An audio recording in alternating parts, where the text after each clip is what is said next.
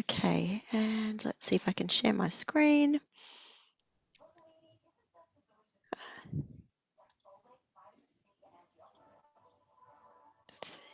If everyone can let me know if that is working. Yes, we Okay, can see it. great. And if you can hear me okay, there's no weird sound things happening with my... Nice and clear. Okay, great. Thank you. I've had issues with my new headset. So thanks everyone, and thanks Amanda and Sarah for having me. My name is Kate Doubtney. I work for the New South Wales EPA. I'll be heading up the compliance team to deal with the new plastic bans that have just come in. So I'm going to talk to you for a few minutes about what you need to know and hopefully be able to answer any questions that people might have. So as you would be aware, in 2022, New South Wales is banning certain single-use plastic items. So the bans follow the New South Wales Plastics Action Plan, which was brought out in June 2021, which was then followed by the legislation at the Plastic Reduction and Circular Economy Act in November 2021. So the purpose of the Plastics Plan and the following act is to help reduce the single-use plastic items that are getting into the environment. So plastic items and packaging make up, single-use items make up 60% of all litter in New South Wales. So these bans, the aim is that they'll prevent almost 2.7 billion items of plastic litter going into the environment in New South Wales over the next 20 years. So this is what's being banned from the 1st of June. You would hopefully have heard about it, lightweight plastic shopping bags. And lightweight plastic bags are defined as 35 microns or under. So the Coles and Woolies bags that you would see, the heavier duty ones, they are not banned. However, anything that you might get from like a takeaway store, grocery store, the old school grey bags that used to be in the supermarkets, those are banned as of now, as of last week. Coming up in the 1st of November, the bans are extended to certain single-use items, so plastic plates, bowls and cutlery, single-use plastic straws and stirrers, expanded polystyrene foodware, so the clamshell containers, single-use plastic cotton buds, as well as microbeads in certain rinse-off personal care products. So it's important to note that the ban applies even if the items are made from biodegradable, compostable or bioplastics, including Australian certified compostable plastic. And the reason for that is that our research has found, in conjunction with the CSIRO, that a lot of that plastic requires industrial grade composting in order to break down. And if the items are still getting littered, as a lot of these single-use items are, they're not going to make their way to those composting facilities to break down. So the message is, if it's made from plastic and it's one of these items, it will be banned regardless of the compostability or green credentials that are try to be applied to those products. There will be some exemptions that will be published, particularly for certain settings such as medical and disability. So, for example, our policy teams are working on exemptions for straws for disabilities. It's a big one. So I just wanted to take you through a couple of things to share what's okay and what's not okay. So after the 1st of June, this is relation to bags in particular, you can keep using produce and deli bags after the 1st of June. So we've classified the lightweight plastic bags as the singlet type bag. So you'll see in this something with handles that will carry products. So produce and deli bags still okay. Bin liners still okay. Poo bags, nappy bags, for waste, still okay, and liner bags for food waste. So, for example, in your benchtop composting system, for example. The things that are not okay, no more lightweight plastic bags from 1st of June. as you can see illustrated here, even if they are compostable or have a nice green colour or a recycling symbol on them. If they are that light thickness, they are banned. And the ban applies, and this is, I guess, important for all of you here tonight, not just to businesses such as shops, retail, hospitality, but also to charitable, sporting, educational, and community groups. So if you're holding a sporting event, a school fair, a fundraiser where you might give out plastic bags or use, after 1st of November, single-use cutlery traditionally, that's still prohibited, even if it is for a not-for-profit group. Also importantly, suppliers, manufacturers, producers, wholesalers and distributors of the banned items, are obviously it applies to them as well, and they have quite stiffer penalties. So the EPA is doing a range of education and support for organisations to help them get up to speed with the bans and swap over to alternative products. So we've entered a partnership with the the National Retailer Association to deliver an education engagement program. So they've been out on the ground, going around to businesses. They've set up a hotline, which is a toll-free advice hotline, held information sessions and webinars, as well as distributed fact sheets and posters, which are all available to download.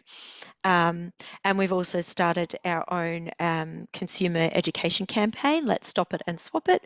And there's a range of resources available for all of you to use as part of that campaign, such as social media tiles, example newsletter posts, social media posts as well, so that you can spread the word amongst your own networks.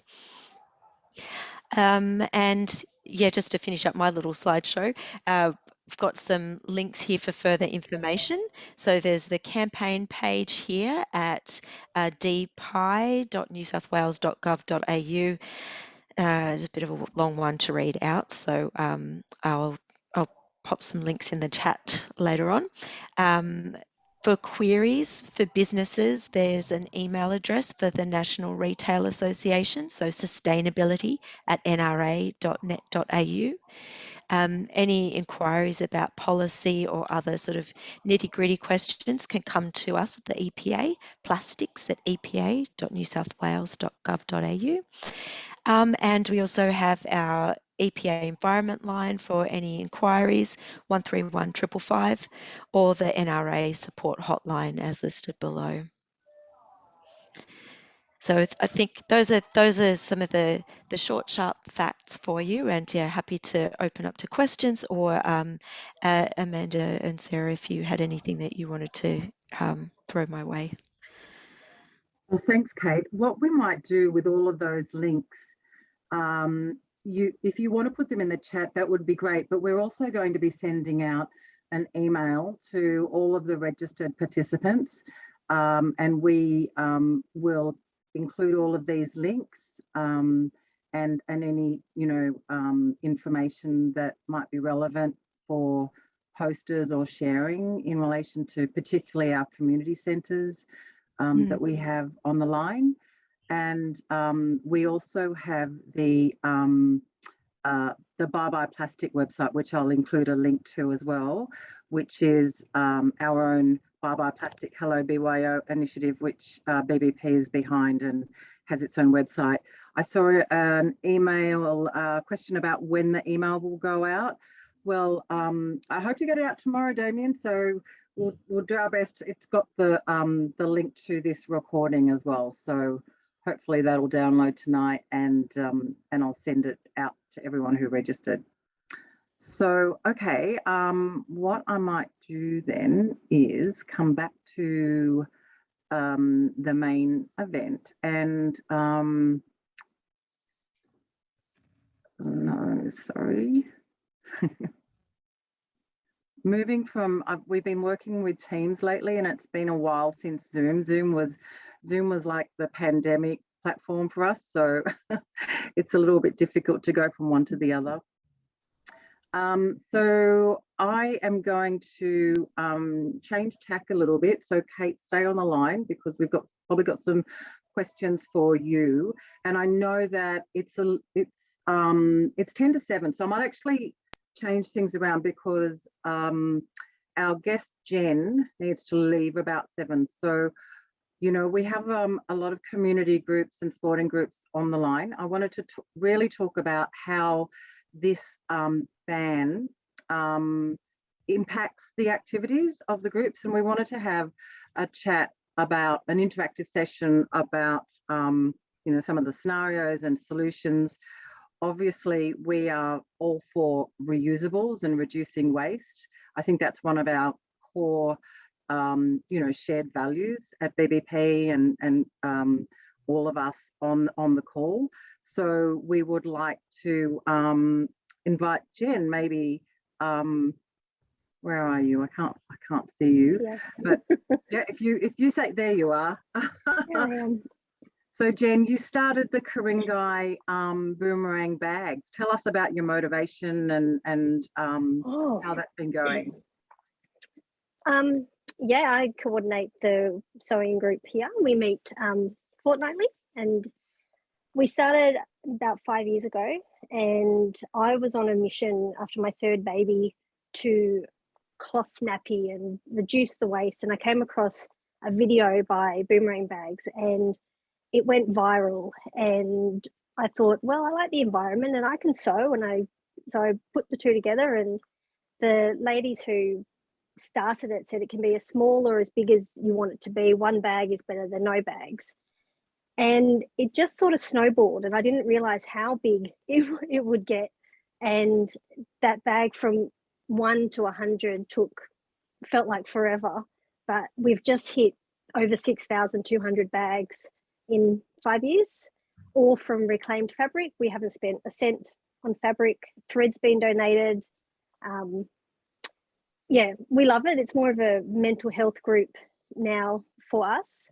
And yeah, we've got 10 women who come and sew every fortnight and get together. And there's meeting. I met the mayor yesterday and gave him our 6,000th bag, which was nice. And we give out the bags. We don't charge for them.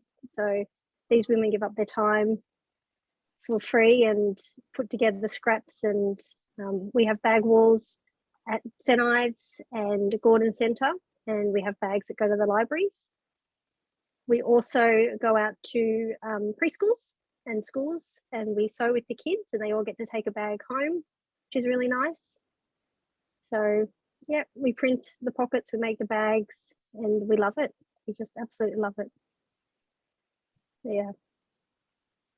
Oh, fantastic. So in terms of this, you know, the New South Wales plastics ban, how do you see this, you know, having an effect on the Boomerang Bags group? Will they get busier? Are you seeing joining rates like through the roof? I hope so. I don't know if we're going to get busier. I think by now, because the supermarkets stopped their bags, when was it, a few years ago, 2018, I think they stopped their single-use bags and they started charging for bags. I think people already have a bag, so that's why we've hit up the libraries, so people who forget their bags at the library can borrow one, and people love them. They're walking out the door and they walk off the hooks at the Gordon Centre and at St Ives. We can't keep up there. Will it get busier? I don't know. Maybe. I'd love to see more people come and even learn the art of sewing, because we don't just do bags, we do other charity sewing. We sew for Heart Kids and we sew for North Shore Smiles Mums to You, I think that's what they're called. So we do other stuff, just bags are our main purpose. I guess that's how we started. I don't know if we'll get busier. I don't know, because we can't, I don't feel we could hit the market in Coles or Woolworths. I think they're too big, but local centres, local communities would be the place for them. So. And how many Boomerang Bags groups are operating in is it national or is it a New South Wales? No, it's worldwide. There's I think there's about 1,200 groups or communities worldwide doing this. From I think there's people in Alaska, Brazil, Canada, everywhere. It really took off in the last 5 years. It must have started in Australia with a name like Boomerang bag. It started in Queensland. There's 2 ladies up there, Tanya and Jordan, and they started it, and we were the 3rd group in Sydney. And now I think there's at least 10, maybe a few more groups in Sydney. That it's really lovely to meet other people who love doing this as well. Yeah. Oh, that's great. I have one more question for you. It's really, do you have a burning question for the EPA, for Kate? You know, from your perspective, working in this area and you know, being part of this movement for such a long time? I guess probably not about what we do, but I guess it would be, where would you go if you saw someone breaking the rules on plastic bags? Like if there was a store still using them, can you report them? Can you give them a nudge in the right direction? How would you go about that? Great. Thanks for asking, Jen, because that's my particular area as the head of compliance. Yes, people can report if they want to. Our focus at the EPA, though, we know that is new for some small businesses and groups, and not everyone might have reached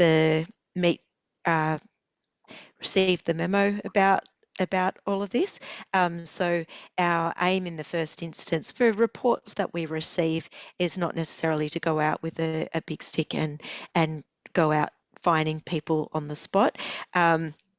But yes, we are happy to receive reports, and for us that's useful information about where the message has not reached and how we can support and help people to transition to non-prohibited items to compliant items for plastic bags, and after 1st of November for the other prohibited items. So at the moment, if people would like to report something that they've seen to us, they can report it through to our EPA environment line, which is 131 555, or to plastics@epa.newsouthwales.gov.au. And the types of information that we need for it to be useful report is when you receive the item, where it was, so the name of the business and the address and any contact details you have, or any photos or other information that might be useful for us to be able to follow up. And yeah, as I said before, the purpose is for us really then to get an idea of how much is still out there so that we can work better to target our education and awareness. It might involve us giving stores a call or going out to certain areas and getting on the ground and talking to the people and giving them tools and resources.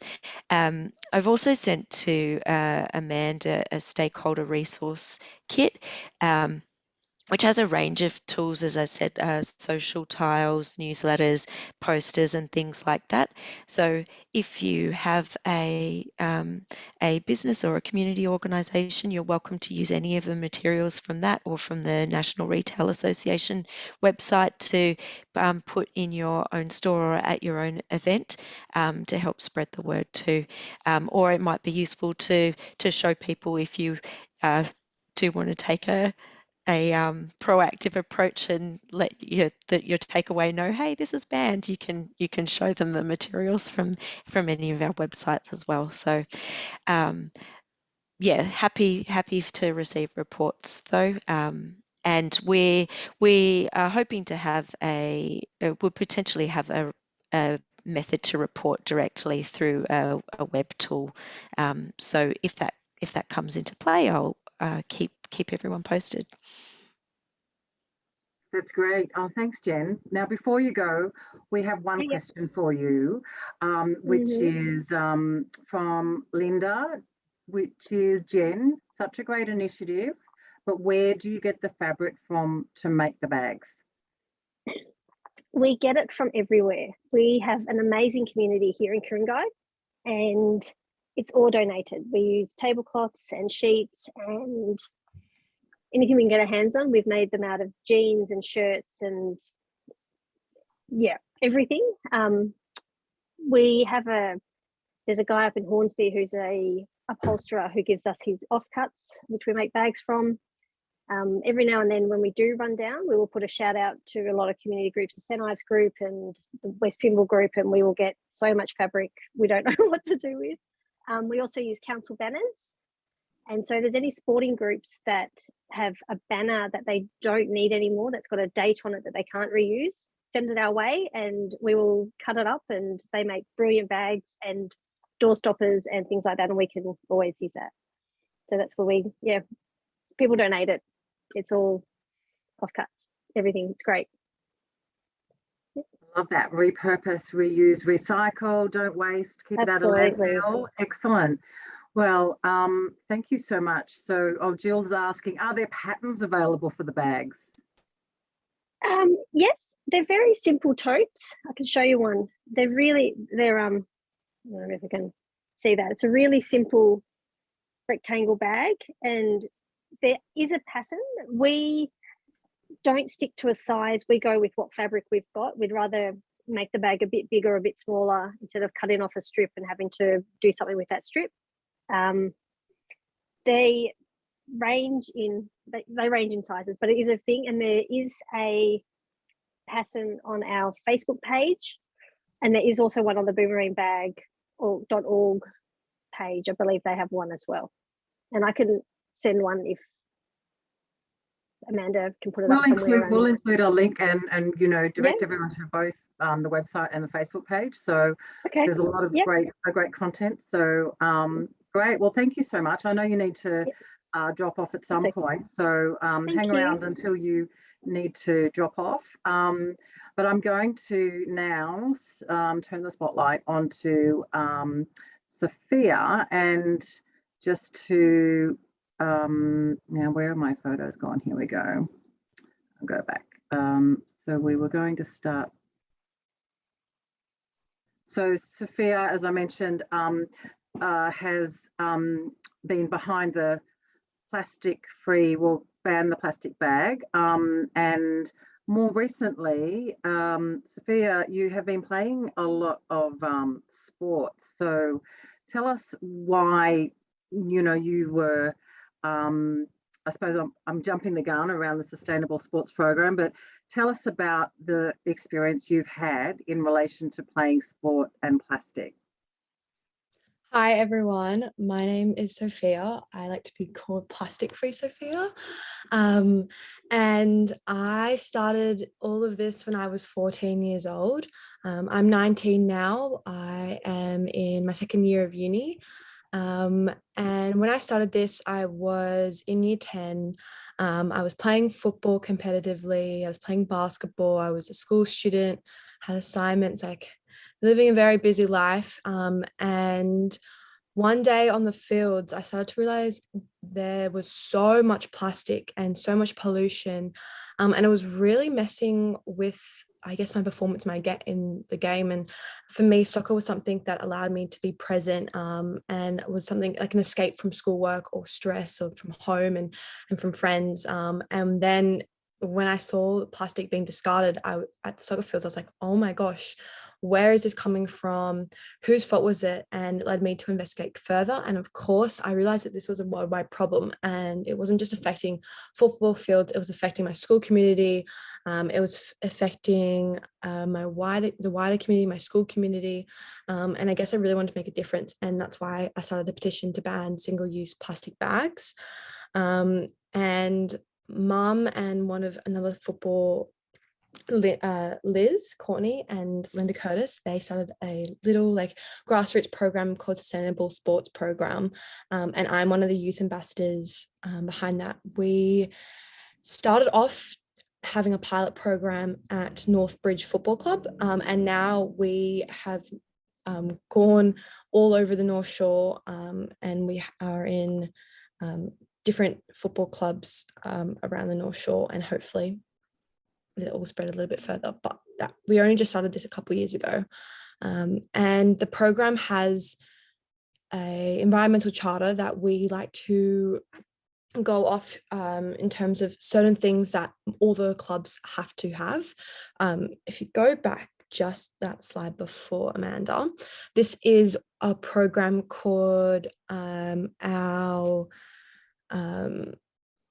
where we recycle our uniforms, because something that I noticed when I was playing soccer is that every single time and every single year we would get a new uniform, and I was just not happy with the amount of waste that was going into that. And so we had a recycle and replant for goodness weekend where literally anyone didn't have to be from Northbridge Football Club, doesn't have to be football, would donate their gear, and then they would receive a succulent to then plant at home. And we were so lucky to partner with Willoughby Council, and we donated that gear to a rural community who didn't have football, and it's so good to see them in their uniform playing football, because this is where my passion started. And it's so cool to see, like, now kids who didn't couldn't play football are now playing football and wearing our uniforms, and giving that uniform a second chance, especially because they're like practically brand new. If you go to the second slide, Amanda, we have another program where we do cleanups, and this one is down at Tunks Park. It's called Bush and Environmental Cleanups, and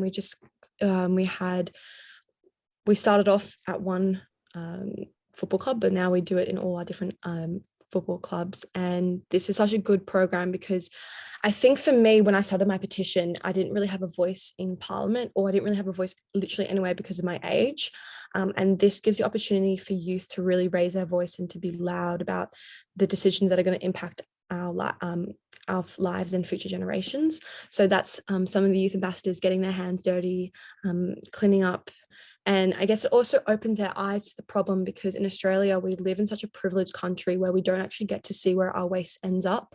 And so seeing the kids getting involved, and the park looks so clean, but once you start to open your eyes, there is so much plastic. So yeah, it was the kids getting involved, getting their hands dirty, and letting them be able to control the action. And if you go to the third slide, these are our youth ambassadors, and that's Mum and Liz, and we, as we said before, we really, I think the whole thing behind this is our youth leadership and our ambassador role, because it's such an integral part of this sustainable sports program, because we realize that the youth are going to be the game changers, and it's so important to give them a voice when it comes to this, because we are now going to be the future leaders. Going to the last slide, Amanda, do you want to ask the second question about? So how do you think this New South Wales plastic ban is really going to, be a game changer and make a difference in relation to sports and sporting groups? So this is one of our canteens, and as you know, by November, they're going to ban straws and cutlery and cups and all those things. This ban would have affected us maybe 2 years ago, but not now, because our canteen is plastic free. Sorry, not plastic cups. And so we rolling this out to all our football clubs and trying to make the canteen as plastic free as possible. So really saying no to single-use plastics. If you can see, we also have bins, so that waste that we do produce, we try and divert it from going into landfill. And there isn't a compost bin there, but we have been trying really hard to get compost bins as well, because food waste is a really huge issue as well. But yeah, that's our canteen, and we just try to eliminate all of the waste as possible. And I guess, as you said before, Amanda, it's also about changing that behavioural from not just trying to use an alternative like bamboo or wood, but changing that culture so they ended up bringing their own, like BYO, so wherever you go to bring your own. So we really encourage using keep cups, bringing your own cutlery and all that fun stuff. And something I noticed at Northbridge football field when I was playing football there, there's no bubbler. And like, it's so crazy, like why would you not have a bubbler at a sport field? And so Mum campaigned really hard, thank you Mum, to get a bubbler, and now we have a bubbler down at Northbridge football oval, which is really good because then it stops people from going to the canteen and getting a plastic drink bottle when they can just fill up their drink bottles. So yeah, that's it for me. And with the sustainable sports program, Sophia, how many football clubs or sporting groups do you have currently signed up? Mum would be able to answer that. I know it's like, I think there's 70 youth ambassadors. Mum, do you want to answer that? Yep, we, as Sophia mentioned, we piloted at Northbridge Football Club. We had about 13 youth ambassadors the first year. Then we launched it at Northern Suburbs Football Association last year, and we obtained 55 youth ambassadors. And probably in terms of the clubs, probably out of the 20 clubs that are with Northern Suburbs, probably eight of them are very active, even though all the other clubs are aware of it, but 8 were very active. Great. Oh, we'll absolutely share the information about the Sustainable Sports Program as well in the email, and hopefully we can get a lot more sports groups interested and enrolled and being part of the program, because I think having a look at your website, there's so many activities and resources and support to help sporting groups to be more sustainable. So I'm going to ask Sophia the same question. Do you have a burning question for Kate from the EPA in relation to the plastic ban and how it's going to play out with your sporting groups? A little bit, I guess, because I come from a youth perspective, I'd just like to hear maybe how you're engaging with the youth and hearing their voice when it comes to this plastic ban.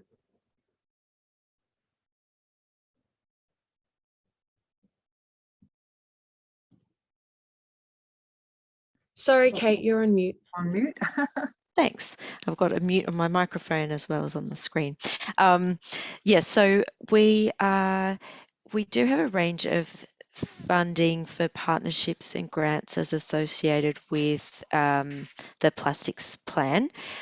So some of the things that we're doing as part of that, and there will be some partnerships with organisations as part of that. We have a stakeholder and partnerships team within the EPA who is reaching out to a variety of community groups and seeing how we can work together on these. So some of it will be providing potentially providing funding, and others through organic work. So if that's something that you'd be interested in, I can definitely talk about getting in touch with our partnerships team and see how we can sort of spread the message further amongst youth organisations. Well, fantastic. Thank you, Sophia and Linda and Kate. I might ask Sarah to jump in and let's see what questions have been appearing in the chat. Yeah, there's been some great questions and conversation going on in the chat. One from quite a bit earlier on, I think it was the first one that comes through, is actually about reusing lightweight plastic bags, Kate, as in the person who wrote it, and I can't see their name, but it says their charity collects and reuses plastic bags. So it would be multiple uses, but how does this work with the ban? Yeah, that's a bit of a tricky one. Yeah. So because reuse is good. Yeah, reuse is good. It's It depends on how it's been reusing. Technically, the legislation is quite strong for a number of reasons, because obviously we want to try and eliminate these problem plastics and not create loopholes for people to get away with using them. But I guess what that does mean, that technically, if, say, for example, a charity store is using plastic bags that have been given them to give out to customers to put things that they've purchased in, technically that could be constituted as supply.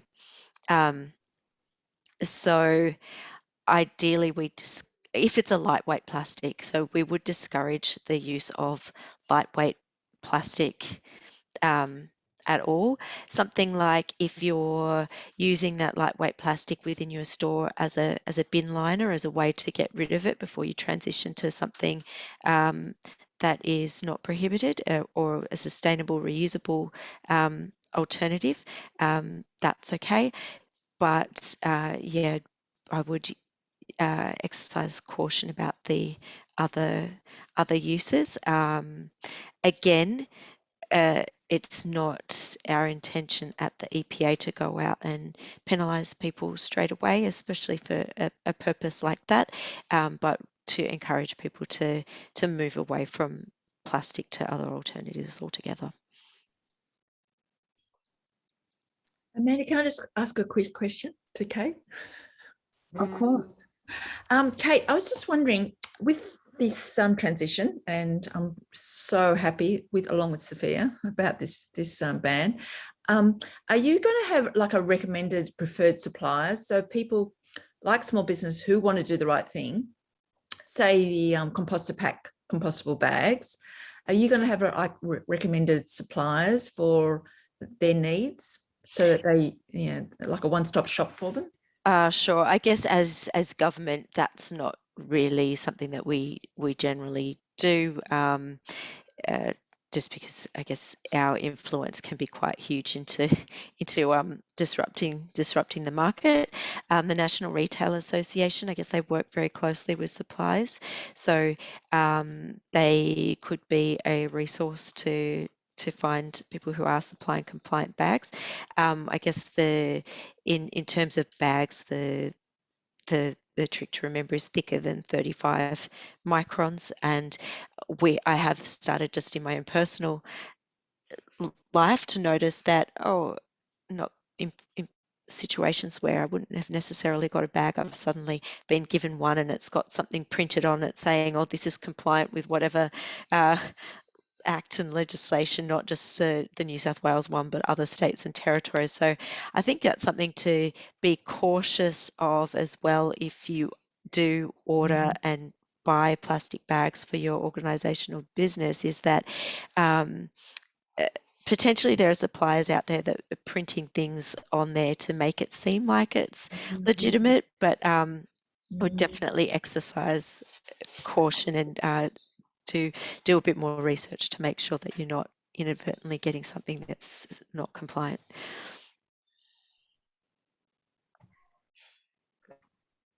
Sarah, how are we going with more questions from the group? We have another question for you, Kate. This one, I've got a few more. Yes, I've got a few more questions. Sorry, I think they might have a small internet delay.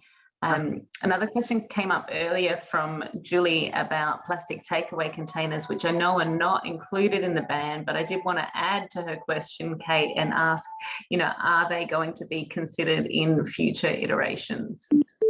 Yes, so coming up in 2024, there are a range of things slated to be considered for future bans, things that we might consider in that, and that will involve stakeholder consultation, looking at things like data, litter streams, and whether there are suitable alternatives available, things like fruit stickers, heavyweight plastic bags, takeaway containers, a range of other things that may be considered.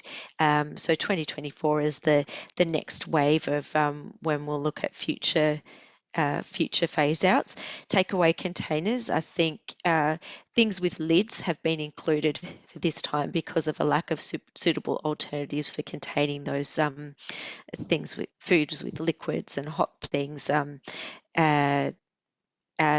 Another thing that's like, for example, bowls, single-use bowls are banned, but bowls with a lid are not. So, for example, if you're getting a takeaway soup, there's just not a suitable alternative on the market at the moment to be able to replace that, and that's why a bowl with a lid has not been included in this round of bans. But yes, there are plans to look at other things in the future.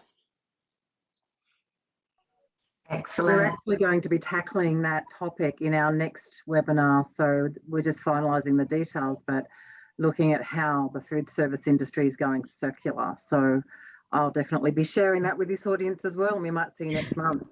Sorry, Sarah. I didn't mean to interrupt. The next one is a question for Sophia from Sally. So firstly, she said congratulations, which I know you've already seen in the chat, but what are you working on next? I think there might be a few other people that'll be interested in the answer to that.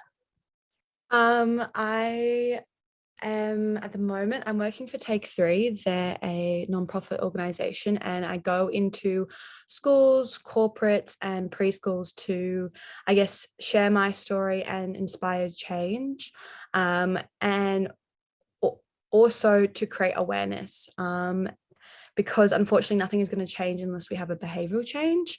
And we do like waste audits with them. They do a bit of a cleanup so that they can actually see the amount of waste that is being produced. Like we had a school cleanup the other day, and the school looked pretty clean, and then they went out and they came back with 20 kilos of rubbish. 20 kilos, like that's probably the same weight as one of the kids. And we found some pretty unusual things, and we just, after that, we sat down and we did like an action plan little section, and they spoke about what they can do within their school community. So I guess what I'm doing is trying to inspire other people to join along, because one person can make a difference, but if we all join up and we all start to collaborate, imagine the difference we're going to make. And I do run a social media, so I have Plastic Free Sophia on Instagram and TikTok, and I try to use that program also to promote ways people can make a difference, and I try to do it in a way that no matter where you are in your journey, you can still make a difference, even if you're just starting, because it's never too late.